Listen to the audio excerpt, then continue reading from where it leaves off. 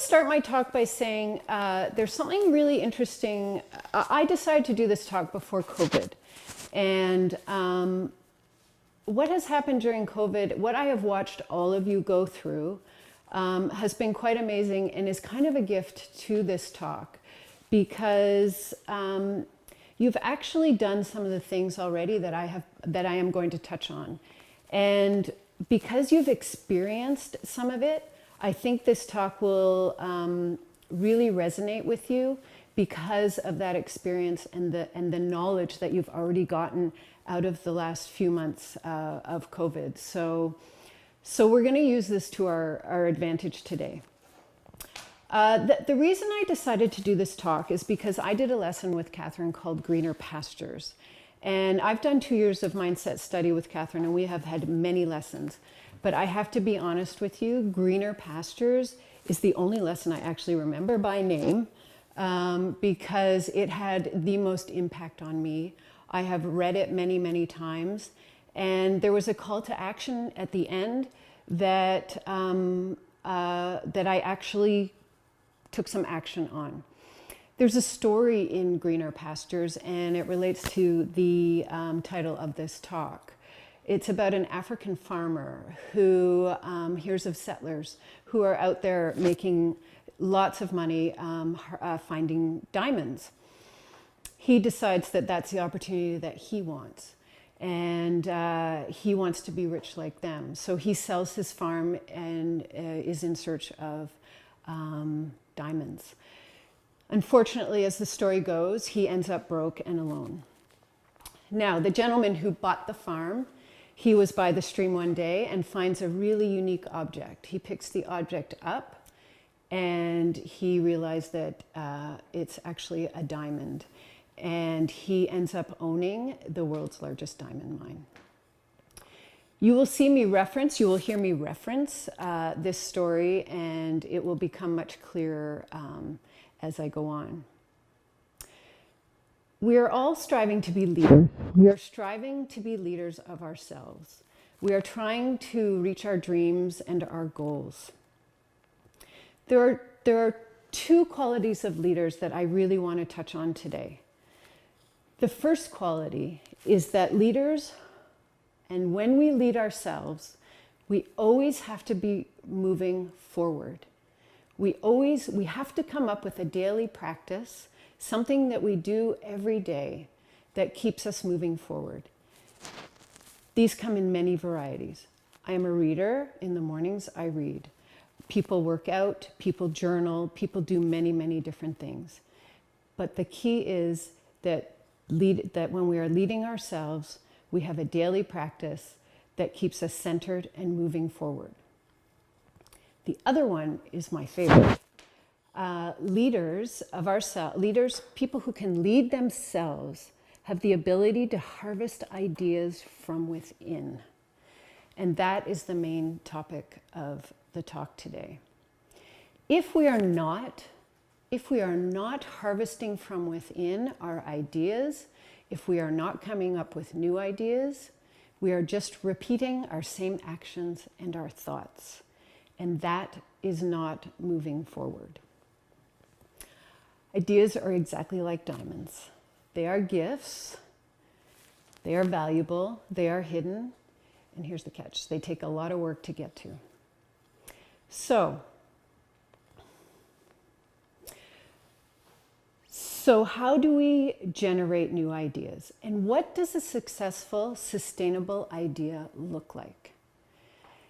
If there's anything you're going to write down, this is the point that you need to write down. A successful, sustainable idea takes you somewhere you have never been before. Me doing this TED Talk today, I call it a TED Talk, is the perfect example. When I thought that I could sit down in the comfort of my home and do this as a Zoom call, I had this great relief, and I told myself, no, you cannot do this. You need to take yourself somewhere that you have never been before. And this is a place I have never been before. Also, a sustainable, successful idea you will connect with emotionally, and you will connect to it with the experiences and the knowledge that you already have.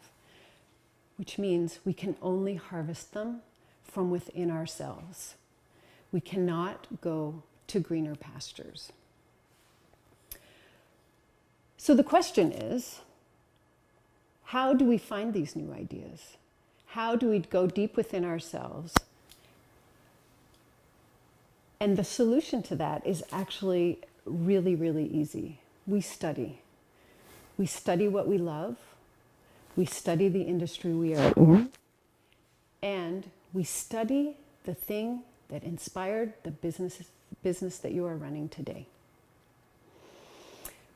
There's a saying that if you do what you love, you will be successful. I disagree with that.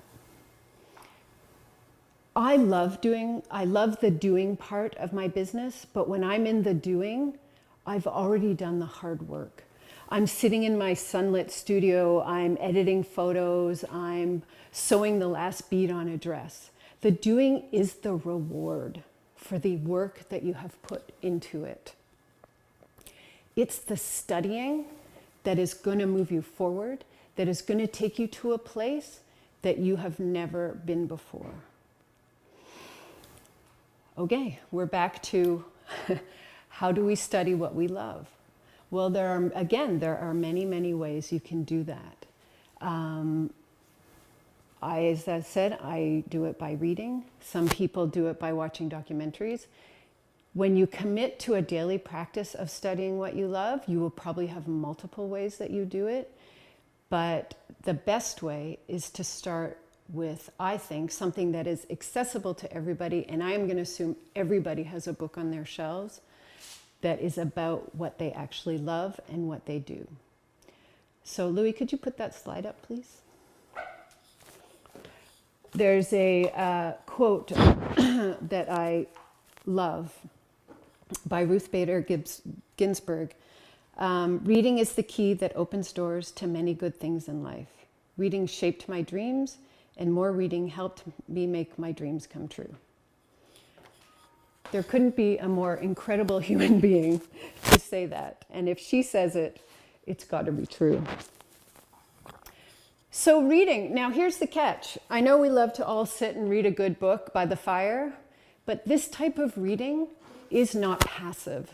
This type of reading is something that you must work at.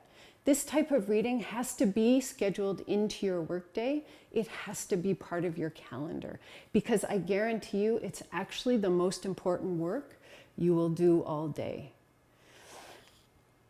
So how do we get the best return on our reading? How do we get the best return on all that time we're going to spend? And I have to tell you, I'm not telling you to spend hours reading. 30 minutes a day is plenty, because what I'm going to explain to you later will bring you to your action points. So how do we get the best return? Well, reading anything, studying for schools, studying big concepts, we have to break things down. So I use a technique called mind mapping. Do you mind putting the second slide up? Thank you. Mind mapping is a new concept for me.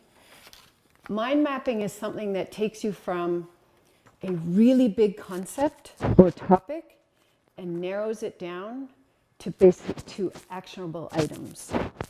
I've got this, I call this the fancy mind map, because hopefully your mind maps actually won't even look like this. They'll be much more creative, and mine are definitely not this neat and tidy.